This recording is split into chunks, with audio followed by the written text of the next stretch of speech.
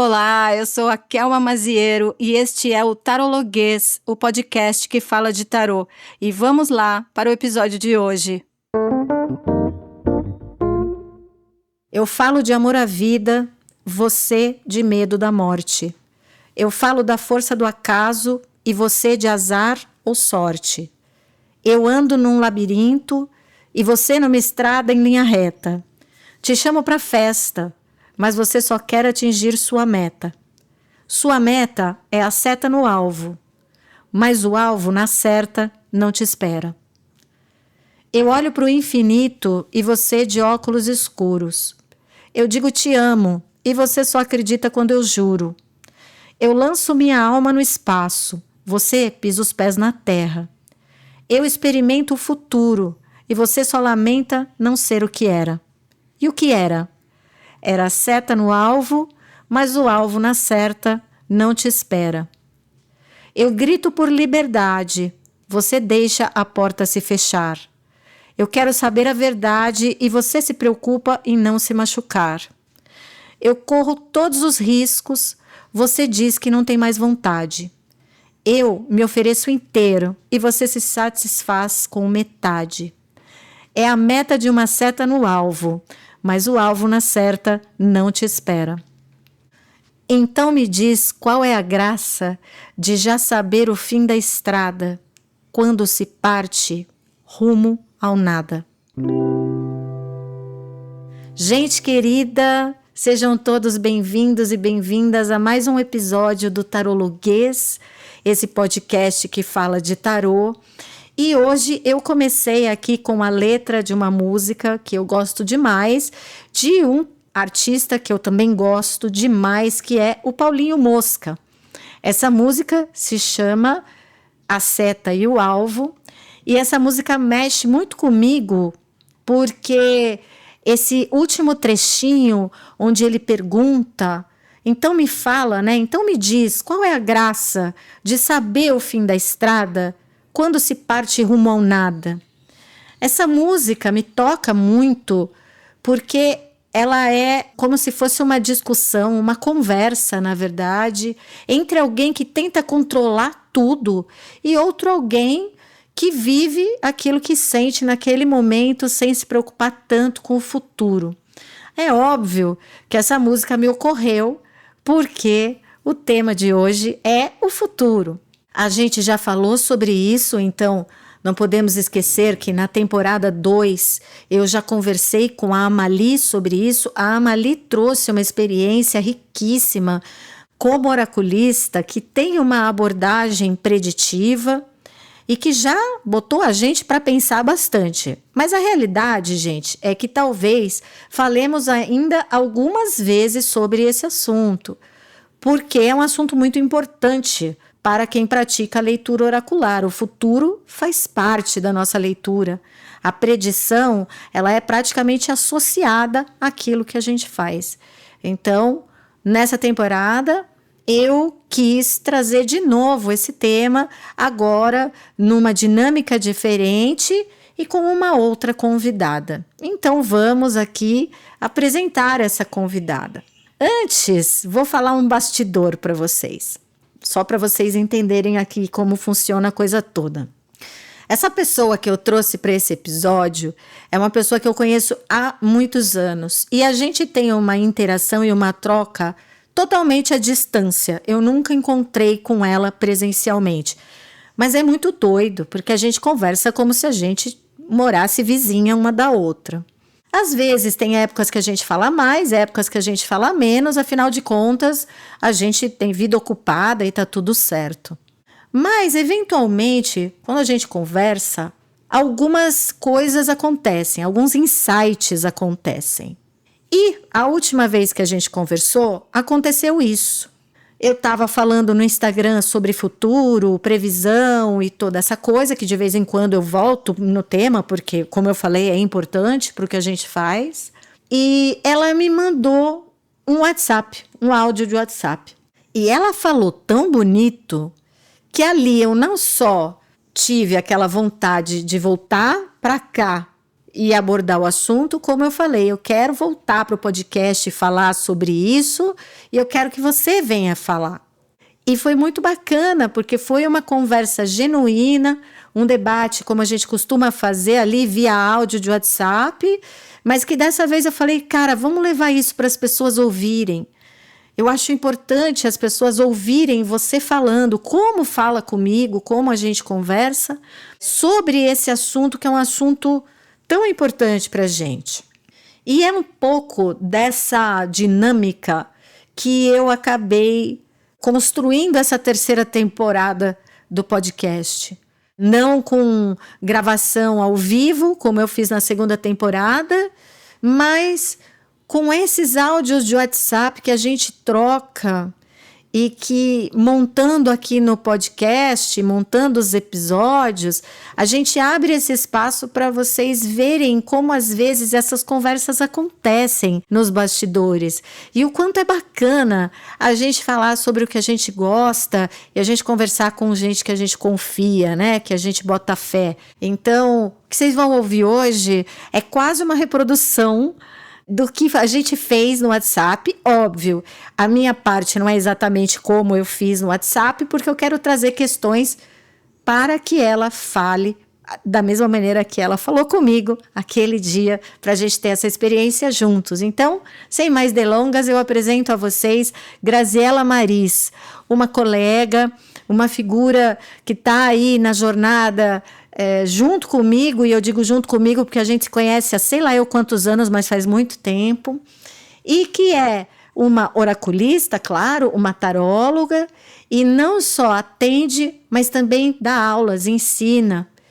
E ela tem uma longa experiência com isso, por isso, hoje vocês vão ver que a gente vai olhar para a questão do futuro de um outro lugar, para complementar o que já foi colocado aqui, o que eventualmente a gente produz em rede, mas ouvindo a Grazi falar, que é uma figura muito especial, e vocês vão ver. Então, seja bem-vinda, Grazi, a gente está aqui hoje para te escutar.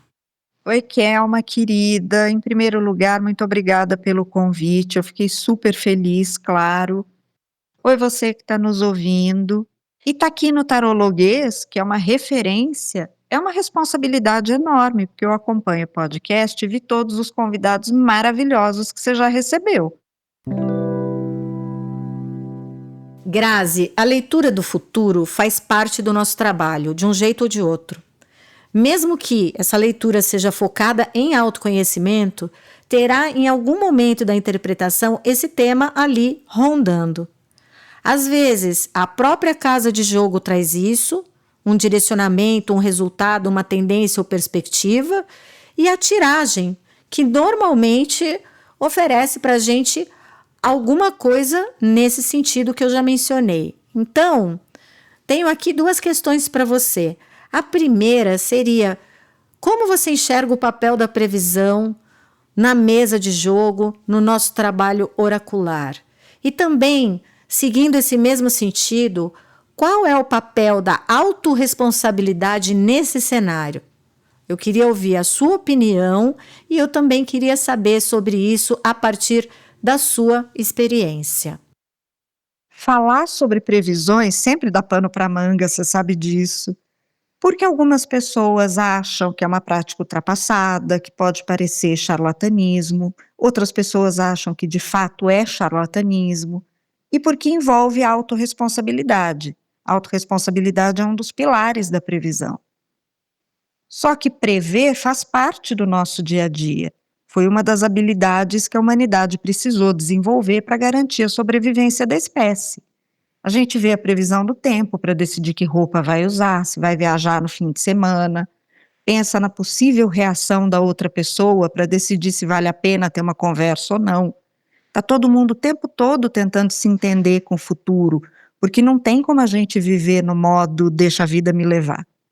Então, previsões fazem parte do nosso trabalho, porque fazem parte da vida. Claro, cada profissional tem a liberdade de escolher se vai trabalhar com previsões, com tendências ou não. Eu, por exemplo, escolhi não responder sobre assuntos médicos. Mas daí a desconhecer ou a negar um recurso da nossa ferramenta de trabalho, eu acho que, no mínimo, é um péssimo cartão de visita. A questão é como a gente faz previsão e o que a gente faz com a previsão. Eu sou totalmente contra previsões fatalistas, porque eu não acredito num futuro pré-determinado, imutável. Se eu acreditar num destino escrito em pedra, eu não vou comer, eu não vou ao médico, eu não vou prestar atenção para atravessar a rua, porque nada do que eu fizer vai alterar os fatos. Ninguém tem mérito, ninguém tem culpa. Se você faz um bom trabalho, o mérito não é seu, o mérito é de quem escreveu o roteiro da sua vida. Se eu cometo um crime, eu não posso ser responsabilizada, eu não tenho culpa, eu não tinha poder de ação, eu não controlo os meus atos. Então isso não faz o menor sentido. Eu acredito num futuro construído todo dia, passo a passo, que depende de uma série de fatores. Depende dos meus atos, das minhas escolhas, dos meus posicionamentos, e aí entra a autorresponsabilidade. Depende das ações dos outros, das circunstâncias. Eu, por exemplo, posso decidir como eu gasto o meu dinheiro, e inclusive nem sempre. Mas eu não tenho ação direta sobre a política econômica do país.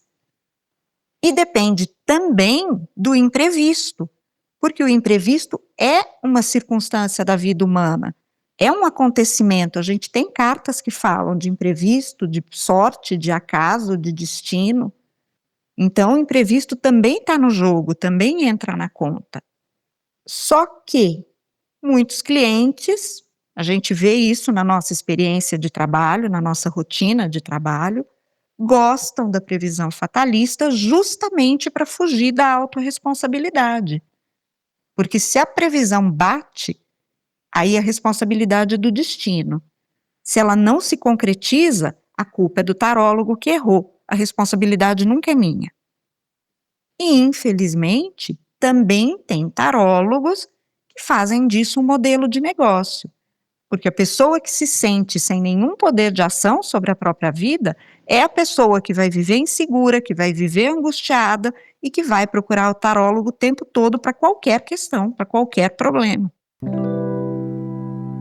Algum tempo atrás, eu publiquei um texto traduzido de uma autora que se chama Amanda Rees.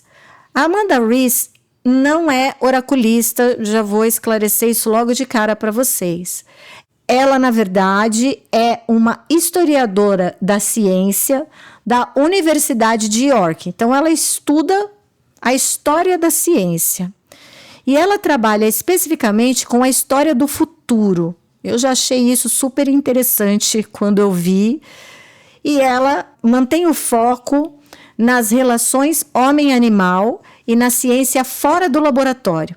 Ela tem um livro recente, que foi lançado em 2020, que se chama Human, ou seja, humano, que é uma resposta curta ao pós-humanismo e foi publicado por uma editora chamada Reaction Press. Amanda Rees, como vocês viram, não tem nada a ver com oráculo, mas ela estuda um assunto que tem muito a ver, em certa medida, com o que a gente faz, porque ela estuda o futuro. Ela é uma historiadora que se especializa em futuro. E ela escreveu esse texto para uma revista que chama Wired, uma revista bastante conceituada. E esse texto tem um título que é A História de Prever o Futuro. Muito bem, esse texto está traduzido lá no meu site, no kelmamazieiro.com. Para você localizar esse texto, eu estou com ele aberto aqui, aí fica mais fácil até de eu dizer para vocês. Basta ir ao meu site, abrir o site, lá vai ter um menu. No menu tem a opção Livros. Na opção Livros, se a gente colocar o cursor ali em cima, tem uma opção que é textos traduzidos. Abre essa página, vai ter um primeiro texto que foi traduzido da Liz Dean, que eu pedi autorização e ela autorizou a tradução, um texto muito interessante, que é ali falando de arcanos maiores e menores semelhantes, né, nas suas semelhanças e diferenças, e logo abaixo vai ter esse texto que é A História de Prever o Futuro, traduzido dessa autora Amanda Rees, que eu mencionei para vocês para a revista Wired. Eu não vou ler o texto todo porque ele é muito grande, mas tem um trechinho aqui que ela escreve e que eu queria ler para vocês antes de fazer a próxima pergunta para a Grazi, que é o seguinte, abre aspas. Há tempos, as pessoas vêm tentando descobrir mais sobre as coisas que estão por vir. Esses esforços, ainda que direcionados a um mesmo objetivo, se diferenciam no tempo e no espaço de várias maneiras significativas, sendo a mais óbvia a metodologia, ou seja, como as previsões foram feitas e como foram interpretadas. Desde as primeiras civilizações, a mais importante distinção nessa prática tem sido entre os indivíduos que têm um dom ou a capacidade intrínseca de prever o futuro e sistemas que fornecem regras para calcular futuros. As previsões de oráculos, xamãs e profetas, por exemplo, dependiam da capacidade desses indivíduos de acessar outros planos e receber inspiração divina.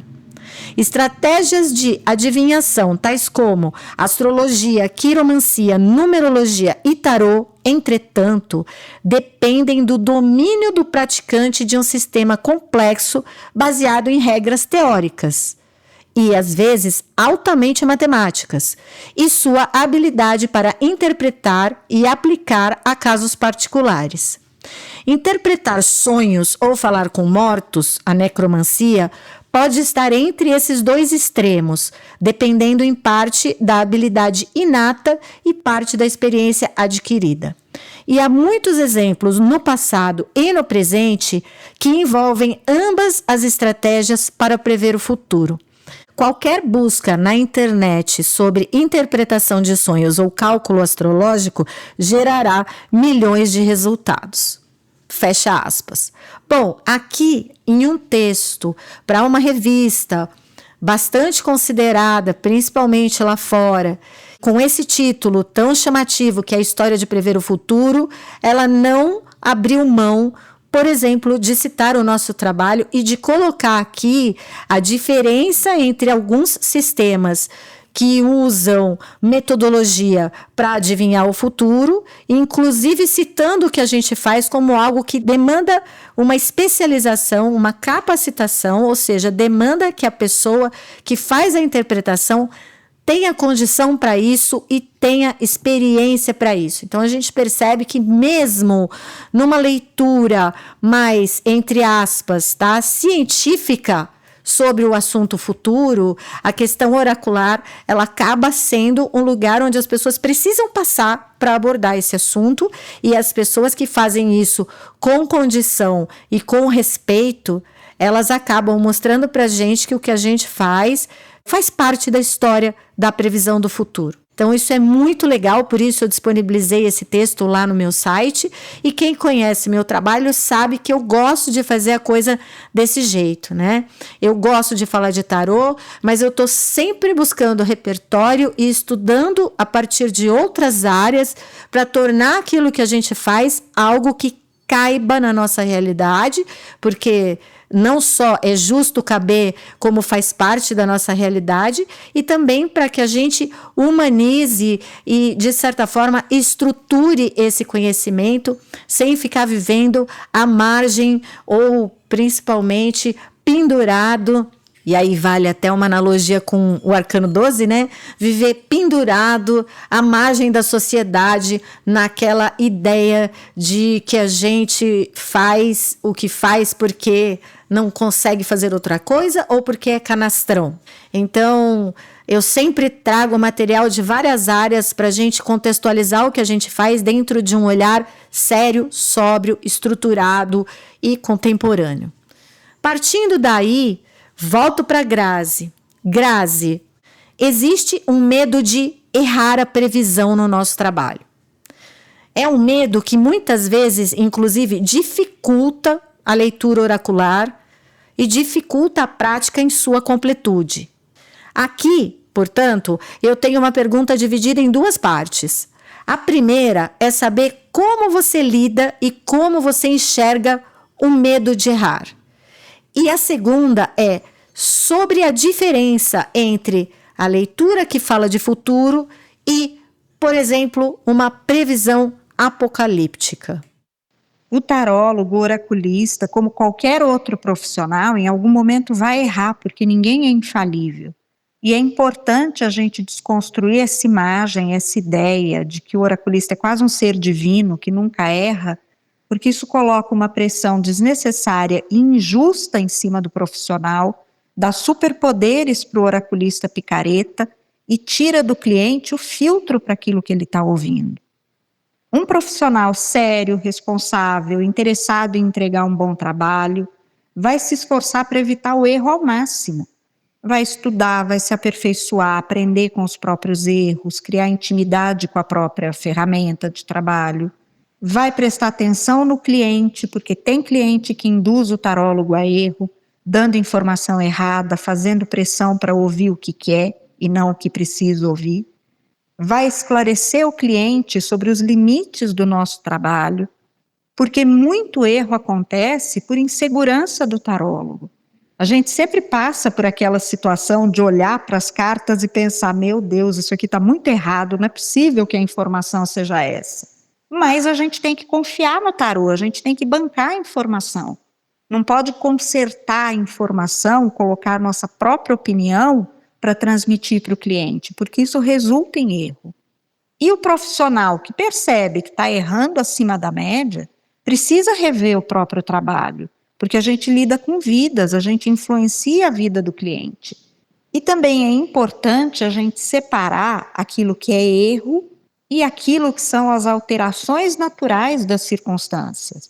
Muitas tendências, muitas previsões não vão se cumprir porque as situações mudam. E isso é bom, porque mostra que a gente não é uma marionete na mão do destino, que a gente tem poder de ação em alguma medida sobre as circunstâncias da nossa vida. E a previsão ética, a previsão que mostra tendências, que esclarece o cliente sobre os posicionamentos, ela vai ter um índice de erros muito menor. A previsão fatalista, apocalíptica, ela vai gerar um número enorme de erros, porque a vida muda, as coisas se alteram e tudo isso vai entrar na conta do erro. Eu imagino que nessas alturas do campeonato vocês já tenham sentido a coerência, a lucidez na fala da Grazi e o quanto é importante a gente poder conversar sobre isso e quanto é rico essa experiência de poder trocar com colegas que trazem muito repertório e também muita história para contar.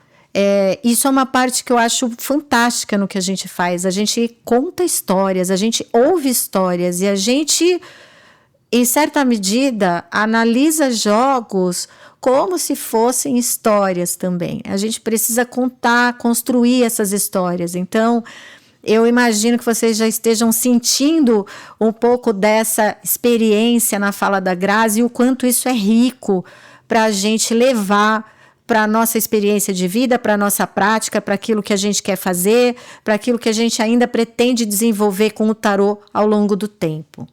Mas vamos lá.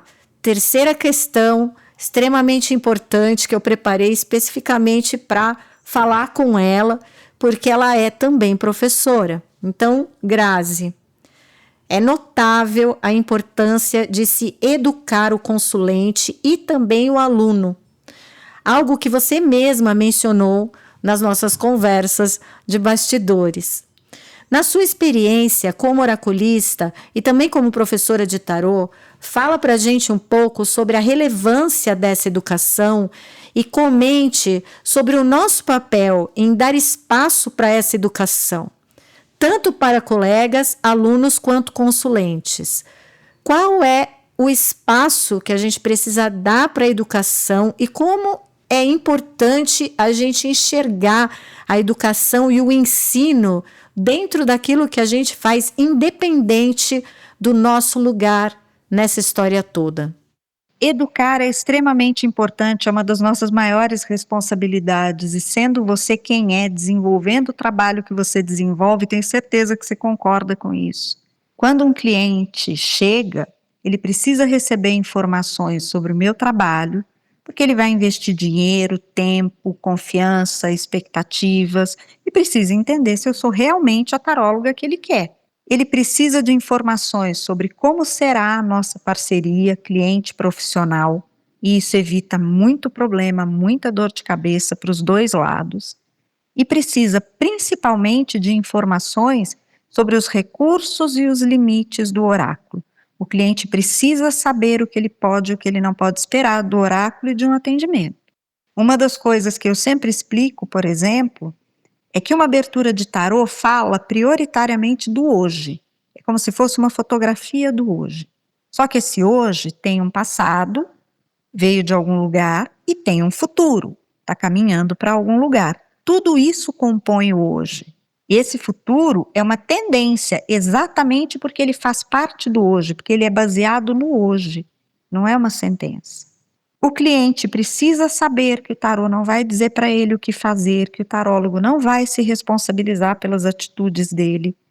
A gente orienta, a gente apresenta possibilidades, analisa situações, mas a responsabilidade do que vai fazer com essas informações é do cliente, sempre.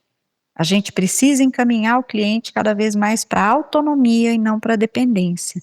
Um atendimento de tarô, um acompanhamento, precisam levar o cliente a administrar cada vez melhor a própria vida e não a se tornar cada vez mais incompetente para gerenciar a própria vida. Em relação aos alunos, além disto e além do indispensável, que é aprender o significado das cartas, as aberturas, simbologia, história, ética, empatia. Eu tenho horror a tarólogo que não tem empatia, que desrespeita o problema dos clientes. Todo problema é problema. Uma coisa que pode não ser um problema para mim, pode ser um problema enorme para você. Além disto, o aluno precisa desenvolver um olhar para a vida. Tarólogos são grandes observadores da vida. A gente precisa aprender a olhar para as cartas e enxergar a vida acontecendo. A olhar para a vida acontecendo e enxergar as cartas. Quando eu vejo uma abertura e depois eu vejo os fatos acontecendo, eu preciso entender como o tarô me contou esses fatos. Eu preciso saber como o meu tarô conversa comigo, como ele me conta as histórias. E isso precisa de prática, isso precisa de um olhar cuidadoso, precisa do hábito do olhar. E é isso que dá profundidade para os nossos atendimentos, aumenta o nosso repertório, diminui a possibilidade de erro, faz com que a gente tenha segurança para bancar o que a gente está falando, o que a gente está vendo nas cartas.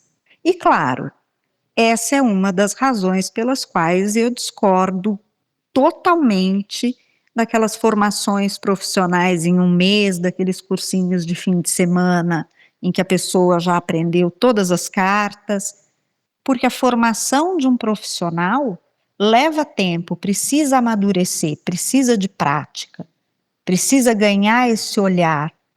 E em relação aos colegas, eu penso que a gente precisa respeitar o trabalho do outro, respeitar o conhecimento do outro, aprender com a experiência do outro. Cada um trabalha de um jeito, cada profissional tem o seu método, e se a gente aprende uns com os outros, se a gente escuta o que o outro profissional tem a dizer, isso enriquece o trabalho de todos nós. E qual seria, na sua perspectiva, Grazi, o papel do tarólogo nesse cenário? Eu sei que eu já passei por essa questão em outros momentos e que já falamos sobre isso, mas eu queria ouvir sobre esse manejo. Como é que a gente coloca na prática esse manejo de falar sobre futuro e de trabalhar a previsão na leitura com consulente ou até com aluno? Como você enxerga esse manejo na prática, ali, na hora H? Quando o tarólogo cumpre o seu papel, que é ajudar o cliente a enxergar melhor o momento presente, as situações, as relações, as pessoas, o próprio comportamento, a olhar para o passado e perceber como ele chegou até aqui, como as situações foram sendo construídas, quais os erros, quais os acertos, a olhar para o futuro e enxergar as tendências, as possibilidades, as impossibilidades também, porque nem tudo nos convém, nem tudo é para nós, nem tudo é possível. Quando a gente ajuda o cliente a perceber como ele pode colaborar com as tendências que são positivas, como ele pode tentar evitar as tendências que são negativas e como ele pode se posicionar melhor em relação ao que ele não pode mudar. A gente está extraindo do tarô o que ele tem de melhor, a gente está oferecendo para o cliente o que o oráculo tem de melhor. E isso cria confiança, cria parceria, isso cria o respeito do cliente pelo tarólogo e cria o respeito do tarólogo pelo cliente. Porque a gente transmite a informação, a gente dá as ferramentas. Como o cliente usa isso, é uma decisão dele e a gente precisa respeitar.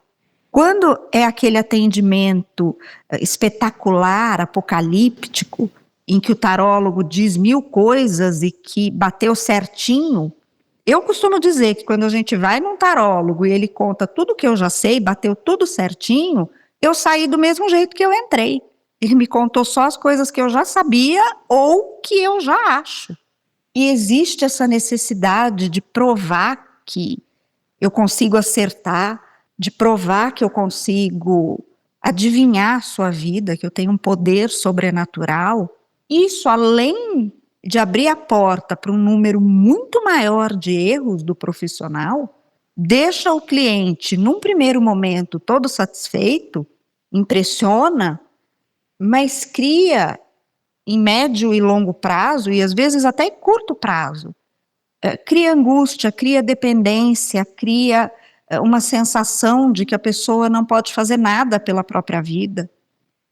Acaba criando uma preguiça de agir, porque a gente fica com a ideia de que não adianta fazer nada, e isso é ruim para o cliente, obviamente, é péssimo, mas também para o profissional, porque esse cliente tende a não durar, esse cliente tende a, em algum momento, perceber que o atendimento está fazendo mal para ele, não está fazendo bem.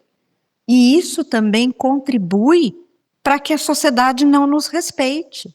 Eu acho muito importante os tarólogos terem um posicionamento firme em relação a isso, educar os clientes em relação a isso, porque nós temos obrigação de saber de tudo isso, é o nosso trabalho, mas os clientes não, eles só vão saber se nós educarmos.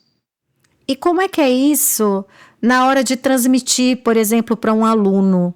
Como você acha que funciona essa dinâmica de ensinar um aluno, por exemplo, a prever, a ler o futuro ou a interpretar uma tendência? Para você, por exemplo, é algo que a gente ensina direto ou tem um caminho para isso, tem um entendimento para isso? Claro que isso passa também pelo ensino e pelo aprendizado. Não basta ensinar o significado das cartas, a fazer uma abertura, porque isso as pessoas encontram em qualquer bom livro. Felizmente, temos autores maravilhosos, livros excelentes no mercado. A gente precisa que os alunos aprendam a atender. Se o aluno vai aprender isso sozinho na prática, ele vai ficar testando o que funciona, o que não funciona. E isso é fazer da vida do cliente dele um laboratório pessoal. Não é correto, não é ético, não é responsável, não é respeitoso. Por outro lado, os alunos precisam reconhecer, valorizar o conhecimento, a experiência dos professores, de quem já está há mais tempo no mercado, porque eles vão se beneficiar disso. Leva tempo para amadurecer profissionalmente. E claro, esse conhecimento, essa experiência, não vai ser transmitida num cursinho profissionalizante de um mês. Os alunos precisam diferenciar o conhecimento real, a experiência de quem acompanhou toda a evolução do mercado, de quem atende e pode ensinar com propriedade, do ensino fast food, do conhecimento raso. Querida, eu agradeço demais a sua participação. A gente está aqui encaminhando para o final. Você vai direto ao ponto, você traz as questões com clareza, não deixa muita dúvida, e isso hoje é uma coisa que faz muita falta no nosso ambiente. Então, 1000 vezes obrigada por você estar aqui com a gente. Vou deixar esse espaço para você se despedir ou para você deixar aí a sua mensagem final E em seguida, minha gente, eu volto aqui para encerrar e para trazer uma reflexão para vocês, como eu costumo deixar, para que a gente termine o episódio, mas ele continue ressoando dentro da gente pelo menos por algum tempo. Grazi, pode deixar a sua mensagem e, de novo, te agradeço demais pela sua contribuição. Para finalizar, eu quero deixar aqui um convite para reflexão e para ação. Que cada um de nós, em cada aula, em cada atendimento, em contato com cada aluno, com cada cliente, sempre se pergunte se tudo que a gente está fazendo no nosso trabalho gera mais clareza, mais autonomia, ou mais angústia e mais dependência. Porque toda mudança que a gente quer ver no nosso meio, todo respeito que a gente quer da sociedade, passa pelo que cada um de nós faz na nossa mesa de jogo e na nossa sala de aula. Mensagem maravilhosa, inspiradora de fato. Eu acho que merece que a gente escute de coração aberto e cabeça também. Vou deixar o contato da Grazi aqui para vocês, porque, minha gente, a Grazi tem um esquema, um jeito de trabalhar tão dela e, honestamente, eu acho isso uma coisa hoje tão rara, numa realidade onde está todo mundo igual, não só fisicamente, como mentalmente, emocionalmente, sem falar no espiritualmente, né? Que a Grazi, ela tem um esquema personalizado, com o qual ela se afina e assim ela funciona bem. Então, vocês até podem encontrar a Grazi nas redes sociais, mas ela não tem aquela movimentação habitual, tá? Não porque está faltando, deveria fazer, nada disso. Ela não tem, porque não é a praia dela, não é a vibe dela. Quando dá, ela entra, quando ela não tá afim, ela não entra, e tá tudo certo. O que mostra, inclusive, que a gente sobrevive apesar das redes, né? Parece mentira, parece impossível, mas sim, é possível. A Graziela Maris é uma dessas pessoas, e como eu falei, competentíssima, ativa e com muita coisa para compartilhar. Então, como encontrar a Grazi? Via WhatsApp. E aí eu vou pedir que vocês tenham, óbvio, não só respeito, mas comedimento, né? No sentido de não vai ficar infernizando a moça ou ficar mandando propaganda para ela, por favor, né?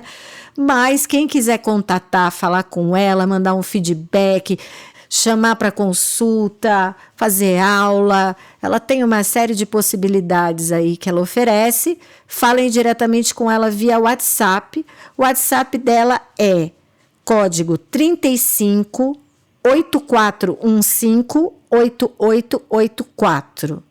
É o que eu tô vendo aqui no meu WhatsApp neste momento, tá? Então, se você tá fora do Brasil, tem o mais 55 na frente.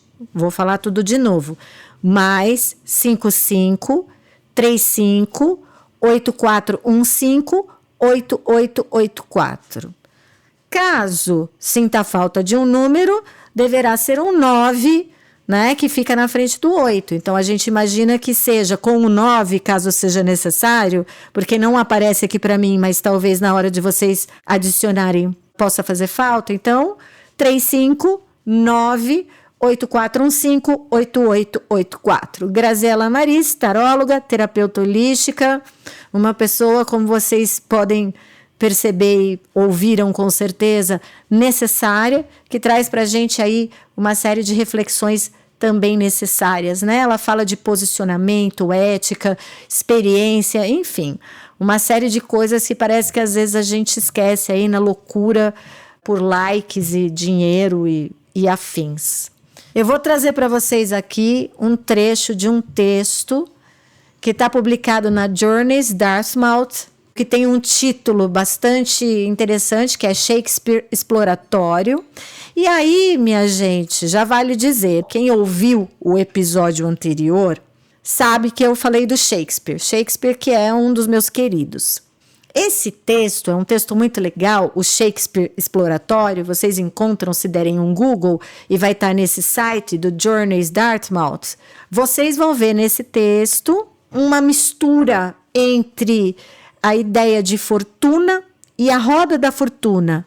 De novo, gente, acreditem, não estão falando de tarô.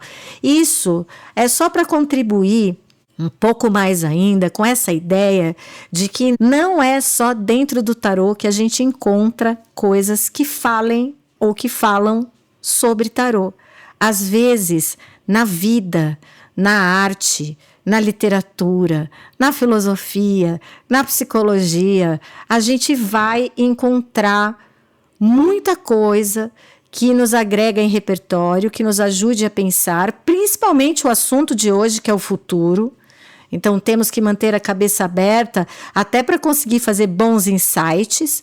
E para isso, vale dizer, não dá para a gente ficar dependente totalmente de algoritmo, porque, como eu já falei também nos episódios anteriores, o algoritmo tira a nossa capacidade de escolha, e o algoritmo, que é sim uma forma de prever o futuro, pode estar traçando o nosso futuro de uma maneira bastante equivocada.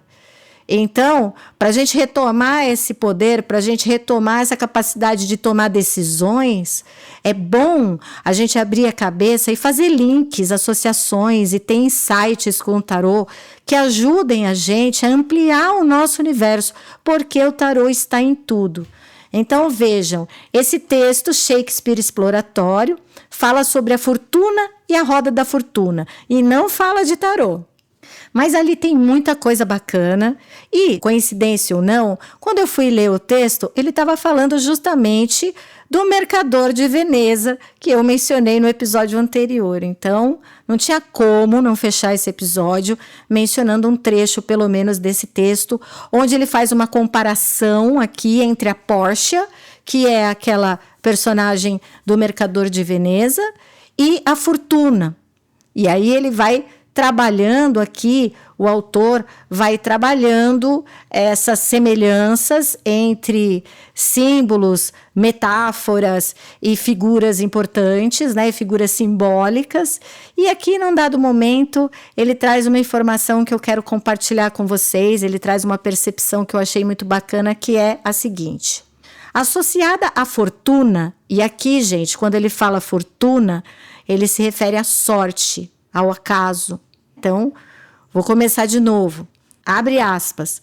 Associada à fortuna estava a sua rota fortune, que no latim é roda da fortuna. Um conceito medieval que envolve o uso de uma roda que uma pessoa simbolicamente girava ao longo da vida. No topo da roda, o estilo de vida de uma pessoa era repleto de felicidade e lazer. Um indivíduo nesse nível viveria como um rei.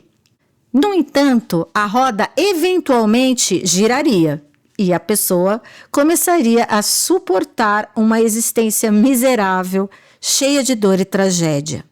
Alguém na base esperava que a fortuna eventualmente girasse sua roda com frequência suficiente para que o indivíduo voltasse ao topo, tanto metafórica quanto financeiramente. Fecha aspas.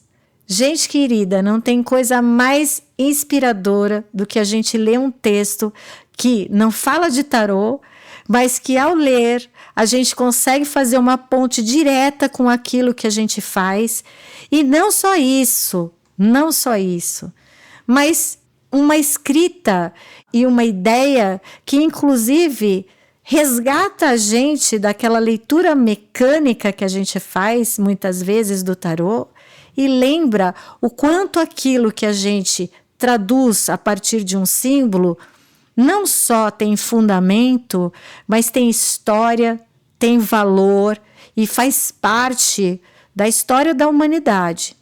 Então eu deixo vocês com essa reflexão, lembrando que falar sobre fortuna, no caso, sobre o acaso, sobre o destino e, portanto, olhar para o futuro e para aquilo que a gente não controla, falar sobre isso é também saber respeitar o ritmo da vida, o tempo das coisas, tudo aquilo que a gente não consegue prever, mas que pode estar no nosso caminho e que pede da gente um posicionamento, uma noção mínima de liberdade de escolha, para que a gente possa interagir com isso e tornar a nossa vida não só muito mais interessante, mas uma vida com mais sentido.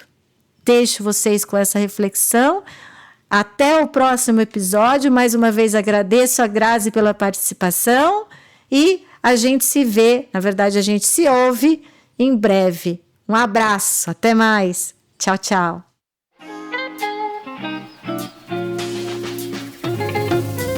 Obrigada por me ouvir até aqui.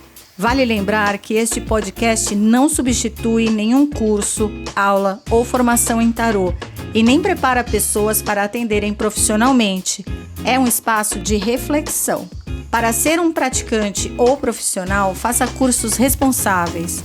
E para ter uma boa experiência na leitura de tarô como consulente, busque profissionais experientes e confiáveis.